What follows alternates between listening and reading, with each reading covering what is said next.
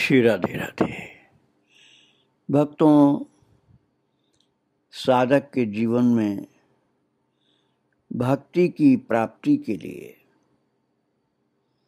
विरह का बहुत महत्व होता है। लेकिन विरह जब उच्च कोटि का होता है तब वो सहन शक्ति के बाहर हो जाता है। मनुष्य के जीवन में जो विरह होता है उसकी अनुभूति तो साधकों को जल्दी से हो भी जाती है, लगन अच्छी हो। लेकिन राधा रानी का विरह कैसा होता है, वो मनुष्य की सामर्थ्य के बाहर का होता है। समझ सकना भी संभव नहीं होता है। राधा रानी का कृष्ण के लिए विरह इतना प्रलयंकर होता है, प्रदीप्त होता है कि स्वयं उसका अनुभव करने के लिए श्री चैतन्य महाप्रभु के रूप में कन्हैया ने अवतार लिया था। ये बात अलग है कि नित्य किशोर नित्य किशोरी सदा विराजमान है और कभी भी उनका वियोग नहीं हो सकता है। किंतु जो अवतार काल में लीला प्रभु की होती है उसमें तो बड़ा कठिन विरह होता है। और आप कहेंगे फिर ये कठिन विरह की दुख भरी लीला करते ही क्यों हैं? तो तुलसीदास जी ने कहा है, सोई जस गाय भगत भव तरहि, कृपा सिंधु जनहित तनु धरहि। भगवान लीला अपनी करके भक्तों के उद्धार का एक साधन बना देते हैं। उसी लीला को चिंतन करके, मनन करके, गा करके, कह करके, सुन करके भक्त भगवान के सरस चिंतन में डूब जाता है। भले वो उसमें विरह भी हो, मिलन भी हो, कुछ भी हो, होती तो चर्चा भगवान की है। ऐसे ही विरह की लीलाएं भी हुई हैं। और कन्हैया जब चले जाते हैं मथुरा तो राधा रानी का विरह पराकाष्ठा का था और उनको सहारा देने के लिए सखियां ही थीं जो उनके मन के भाव को समझती थी, उनकी वेदना को समझती थी, उनकी विरह की अग्नि को समझ सकती थी, वो सखियां ही थी। तो किशोरी जी के निकट चंद्रावली जी आई और चंद्रावली जी ने कहा, बहन राधा तनिक धैर्य धरो, ये थोड़ा सा दूध पी लो। यूं कैसे चलेगा? कुछ नहीं खाओगी, कुछ नहीं पियोगी तो शरीर कैसे चलेगा? अरे अपनी ओर न सही, अपनी इन बहनों और सखियों की ओर देखो। अब तुम ही एकमात्र तो अवलंब हो, इसलिए अपनी इन बहनों और सखियों की ओर देखो। ये जो तुमने धीरज नहीं रखा, अपने शरीर की सुरक्षा नहीं की, कुछ भी ग्रहण नहीं किया, तो सब लोगों को क्या सहारा मिलेगा जो अपने को जिंदा रख पाएंगे? और चंद्रावली जी के शब्द सुन करके किशोरी जी के नेत्र खुले और जी जी कहते हुए किशोरी जी चंद्रावली से लिपट गई और बोली, जानती हूँ बहन, जानती हूँ, मुझे ही देखकर तो सखियां किसी तरह से अपने को संभाल पाती हैं, किंतु धैर्य धारण कर मुख नहीं जुठारोगी तो सबके मुख में जल भी नहीं जा पाएगा। चंद्रावली जी ने किशोरी जी से कहा है कि धैर्य धारण करके थोड़ा सा भी कुछ नहीं पाओगी, मुख नहीं जुठारोगी, थोड़ा सा दूध पी लो तो सबके मुख में जल जा सकेगा, नहीं तो सब निर्दयी ब्रज का आनंद ले गया ना। कन्हैया श्याम सुंदर जिस ब्रज के आनंद में मतवाली हो रही थी वो सब लेके चला गया। पर तुम्हारे साथ तो ब्रज का जीवन बंधा है बहन किशोरी। चंद्रावली जी ने कहा संपूर्ण ब्रज का जीवन तो तुम्हारे ही साथ बंधा है ना, इसलिए तनिक धैर्य धारण करो। और चंद्रावली जी ने कहा जी पहले तुम्ही को धैर्य धारण करना पड़ेगा। और किशोरी जी ने तो चंद्रावली से कहा कि दूध पहले तुम पियो फिर सखियों को दो। तो बोले नहीं राधा, पहले तुम्हें ही लेना होगा। ये देखो सब तुम्हारा मुख देख रहे हैं, तुम्हारे पश्चात इन्हें मनाना सहज होगा, अन्यथा तुमसे पूर्व इनके होठों से आगे कोई खाद्य पदार्थ नहीं पहुंचेगा, इसलिए पहले तुम्हें ही कुछ लेना पड़ेगा। बिल्कुल भूखी प्यासी मरो नहीं।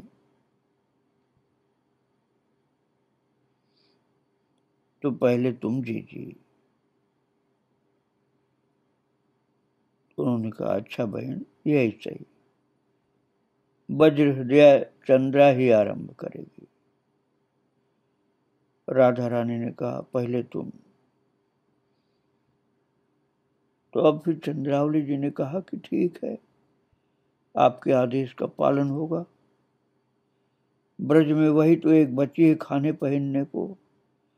चंद्रावली जी ने किशोरी जी की आज्ञा का पालन किया और कटोरा मुख से लगा करके 2 घूंट भर लिए दूध के और बरसने को आतुर आंसुओं को मुख फेर करके पोंछ लिया।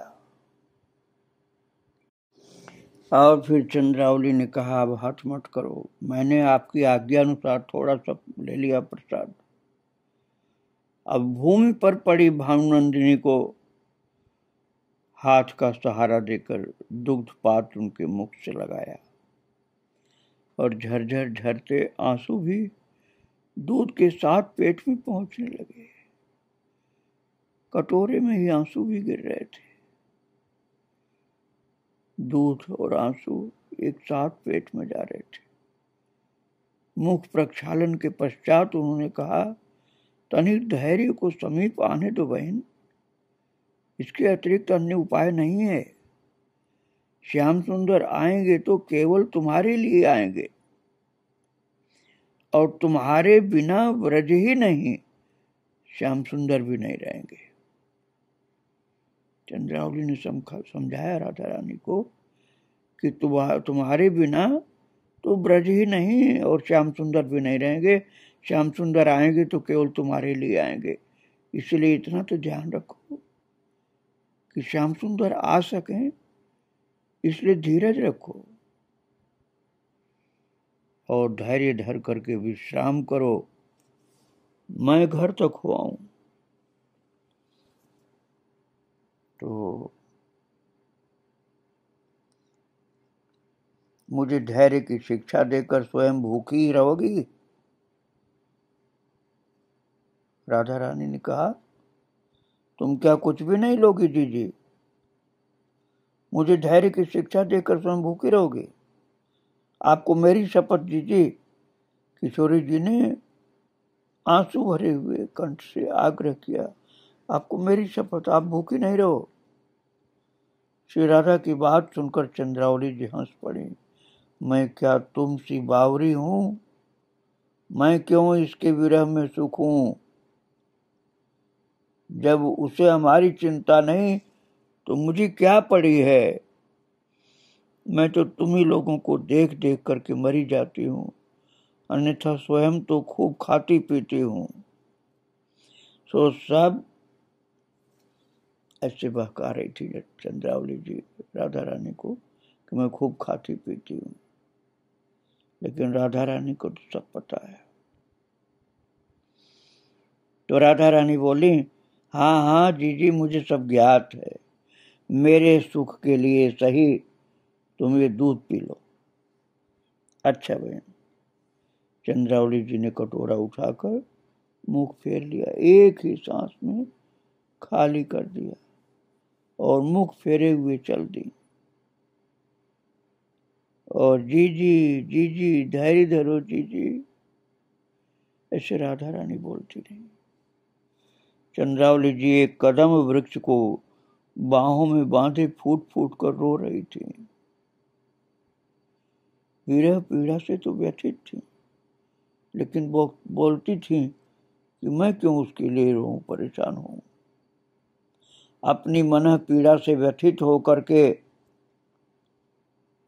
उन्होंने कहा, मैं यहाँ चली आई थी कि तनिक शांति मिलेगी, किंतु स्वप्न में भी आशा नहीं थी कि चंद्रा जी को यूं अकेले रोते पाऊंगी।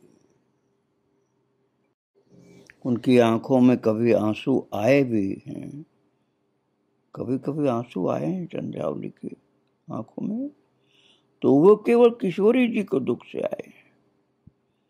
अपने लिए तो सदा यही कहती हैं, मुझे क्या पड़ी है कि उसके लिए मैं अधमरी हो जाऊं। बात ये सबको संभालने की भावना उनके मन में है कि सखियां संभल जाएं, ऐसा न हो कि शरीर छोड़ दें। और आज अकेले में श्याम सुंदर, मेरे सखा मेरे प्राण, कहाँ हो, लौट आओ। तुम्हारे बिना ये विरह स्थल दुख स्थल बन गए। जो पहले विहार स्थल थे, तुम्हारे साथ सखियां विहार करती हुई घूमती हुई मदमस्त सी रहती थी, वही विहार स्थल अब विरह स्थल बन गए। क्षण क्षण हृदय में उठती हुक अवश कर देती है, प्राण रोके नहीं रुकते। सबको धैर्य बंधाते बंधाते तुम्हारी ये चंद्रा धैर्य खो बैठती है। ये कैसी आग लगा गए तुम। ऐसी आग लगाना ब्रज में जब तुमने सोचा ही था, तो फिर दावानल की भयंकर आग से क्यों बचाया, इंद्र के कोप से क्यों बचाया हम लोगों को, जब अपने विरह की अग्नि से जलाना था तुम्हें। आज तुम्हारी विरह की अग्नि में हम लोग जल रहे हैं, हमें उन संकटों से क्यों बचाया था तुमने। कालिया नाग से क्यों बचाया, इंद्र के कोप से क्यों बचाया, दावाग्नि से क्यों बचाया। तुम्हारे मुखचंद्र के दर्शन करते करते हम सुख पूर्वक मृत्यु के मुख में समा जाते तो ठीक था। तुम्हारे मुख का दर्शन तो मिलता रहता। अब आज तुम्हारे विरह में हमारी मरने की हालत हो गई है। आज तुम्हारे जाने से सभी विपत्तियां एक साथ टूट पड़ी हैं। मैं क्या करूं, जिस ओर दृष्टि जाती है विरह की अग्नि दिखाई देती है। तुम्हारे सखाओं की, बाबा मैया की, गऊओं बछड़ों की, और तुम्हारी सखियां, ये चरण किंकरियां हैं तुम्हारी, जिन्होंने तुम्हारी मर्यादाओं के कठिन पास तोड़कर छिन्न भिन्न कर दिए। ये वृक्ष लताएं, ये ब्रजधरा, ये यमुना और ये पशु पक्षी, किस किस की बात कहूं मोहन। और ये आकाश, ये धरती के रजकण और यमुना जी की लहरें किस प्रकार विरह व्याकुल हैं। तनिक आकर के देख तो लो, मैं किस किस को धैर्य बढ़ाऊं। यदि यही करना था तो इस चंद्रा के हृदय को तो स्वस्थ रखते।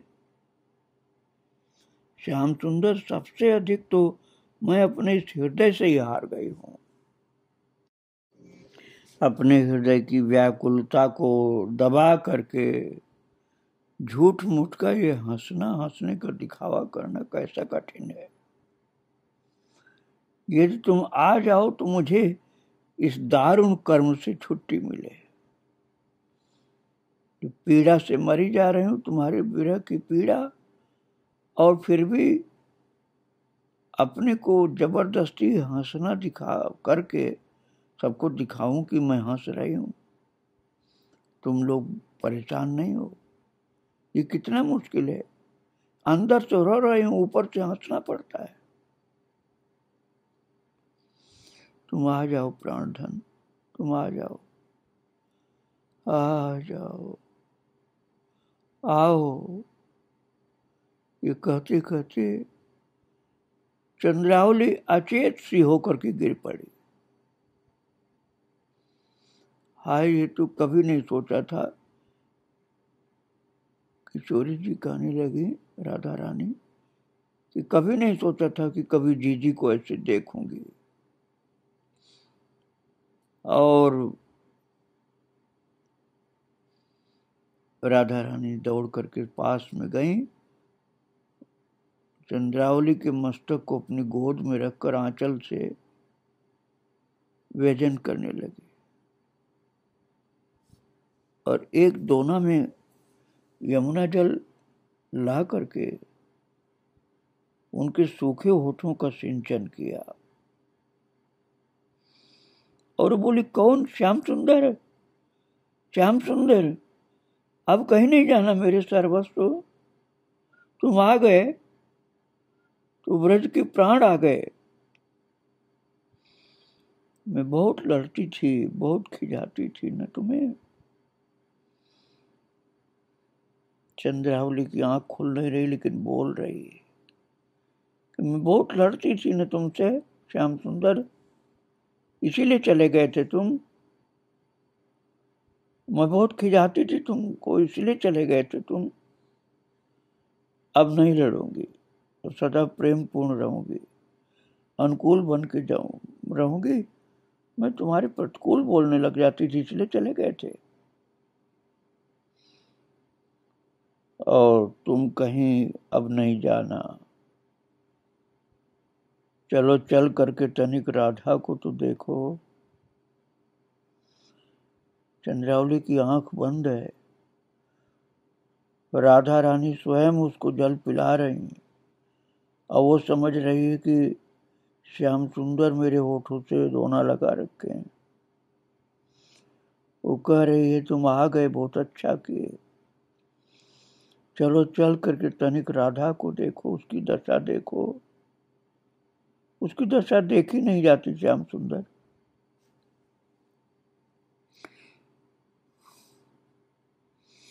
ऐसा लगता है जैसे कमलनी को पाला मार गया हो। और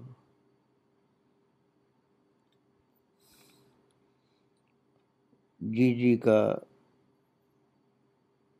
अर्थात चंद्रावली जी का नेत्र तो बंद था, तो किशोरी जी को कृष्ण समझ रही थी।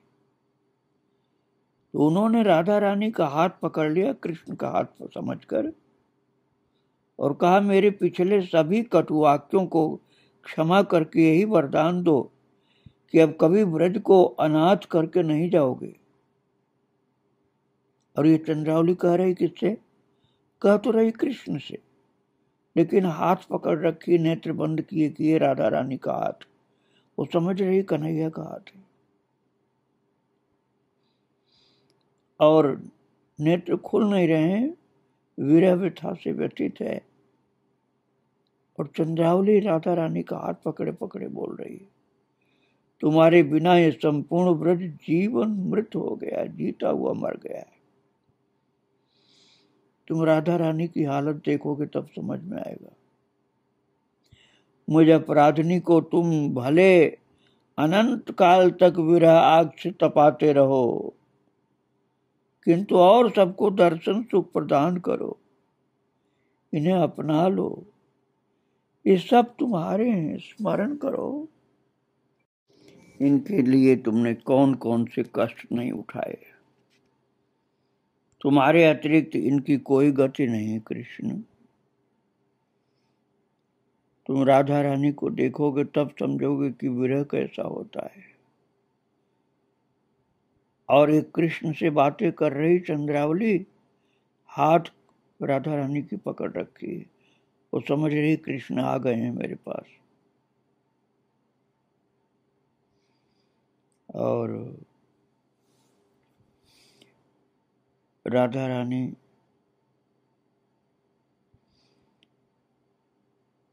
कहती हैं सखी से कि जीजी चंद्रावली मुझे श्याम सुंदर समझ करके प्रलाप करती जा रही थी।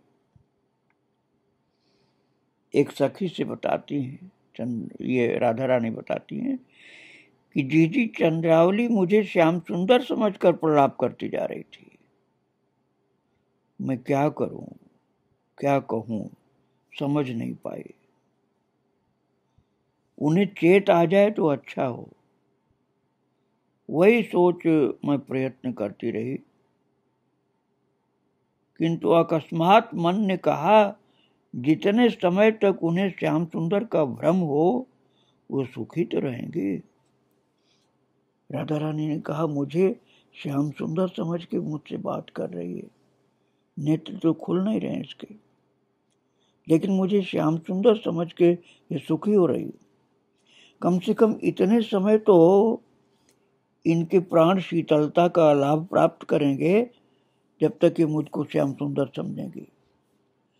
पर ये कब तक चलेगा? किशोरी जी ने कहा ये तो जान ही जाएंगे। मन ही मन सोच रही हैं कि जब ये जान जाएंगी जी चंद्रावली कि मैं राधा हूँ, कृष्ण नहीं हूँ, तब तो बहुत ज्यादा ही व्याकुल हो जाएगी। और जी चंद्रावली अभी कह ही रही थी, बोलो श्याम सुंदर, एक बार तो कह दो तथास्तु,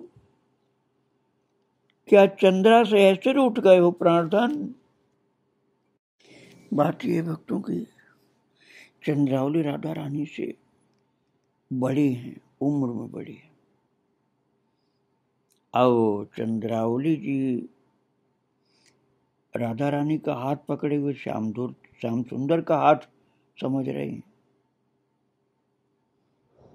और इसीलिए राधा रानी का हाथ पकड़े हुए कह रही थी, बोले श्याम सुंदर, एक बार तो कह दो तथास्तु, क्या चंद्रा से अर्थात चंद्रावली से ऐसे उठ गए तुम प्राणधन? और महाराज किशोरी जी तो चंद्रावली को बड़ी बहन मानते हैं, इसलिए उनको लग रहा है कि ये तो मुझे कृष्ण समझ करके ही मुझसे बात कर रही है बिना आंख खोले। और राधा रानी सखी से बता रहे हैं कि जीजी अर्थात चंद्रावली ने मेरे चरणों पर सिर रखना सोचा। उसने समझा कि ये कृष्ण है, तो कृष्ण समझकर राधा रानी के चरण पर अपना सिर रखने जा रही थी चंद्रावली। तो राधा रानी बताई सखी से कि तो मैं सह नहीं सकी कि मेरी ये बड़ी बहन होकर के जीजी होकर के मेरे चरण पर सिर रखने जा रही कृष्ण समझ के, तो बोले बिना कोई उपाय नहीं रहा, बोलना ही पड़ा। जीजी जीजी ये तो हतभागिनी हूं और मैं हूं, नेत्र खोलो जीजी। और कौन हो तुम? वो एकदम उठ बैठी। जीजी मेरे मुख से कुछ नहीं निकल सका। श्याम सुंदर कहाँ गए? अभी तो वे यही थे। मैं क्या कहूँ, मौन अश्रुपात के अतिरिक्त हम अभागिनियों के पास रह ही क्या गया है।